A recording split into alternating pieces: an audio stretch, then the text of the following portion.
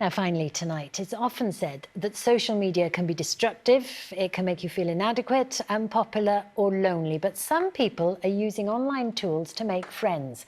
Online dating, of course, is well established, but could friendship apps be about to take off too? Sophie Bott has more. I know lots of people are lonely. It can be pretty miserable if you're just inside all the time and have no one to do things with. Amy Ray from Canada has been regularly visiting her boyfriend in Swansea for the past 3 years for weeks at a time.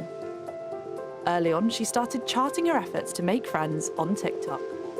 I was getting a bit frustrated and I was like, okay, I have nothing to lose. I might as well just post on TikTok and see if I can make some friends that way. Decided it would be a good idea to check out this free art class that happens at an art gallery. I was a little bit early, and when the class started, I realized that everyone seemed to like it a lot. They thought it was funny because it was a lot of elderly women that were in the group, and I was unsuccessful in meeting people I could be friends with.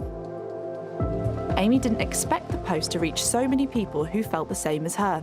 There were probably thousands of comments on that one video alone of people talking about how they were struggling to make friends. I've never seen so much interest, so then that's why I decided to come up with something, and I wasn't sure which direction to go with, but Facebook seemed like the easiest place for everyone to kind of come together. The group started off small, but now has thousands of members. Hi, I'm Swati. Nice to meet you. Swati, lovely to meet you. It feels good to know that I've kind of given people a chance to make friends and find new relationships. I'm Swati. Nice to meet you.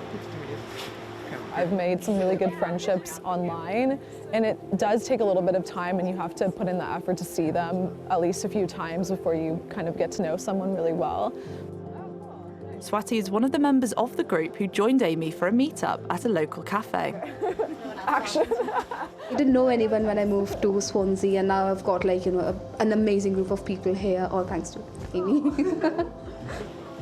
Especially when I'm working from home, it's very draining. So, having friends and especially having someone to go out with and do something that's not work is really good, especially from a mental health point of view.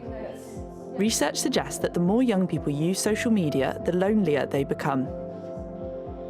If you don't actually see people face to face, it's hard to develop those meaningful relationships. So it can be quite a superficial relationship. If you don't have that one meaningful relationship with somebody, you can feel lonely.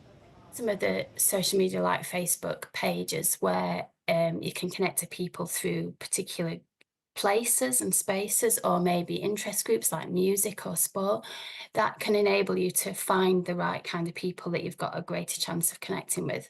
Then if those relationships are followed up in person, that's even better really, because then you can sort of cement those relationships. New apps are now available made for the purpose of making friends.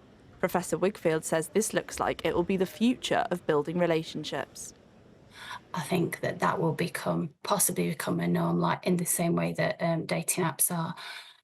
It's not always easy to find friends, I think. I think also, especially young people, tend to lack confidence to go out and actually reach out and develop friendships and even start conversations with other people. So I can see that online apps would facilitate some of that. For Amy, meeting friends online has given her a way to reach a new community in Swansea. It's good to know that people are getting out there, they're coming to meetups, they do want to make friends and put in that effort to be social.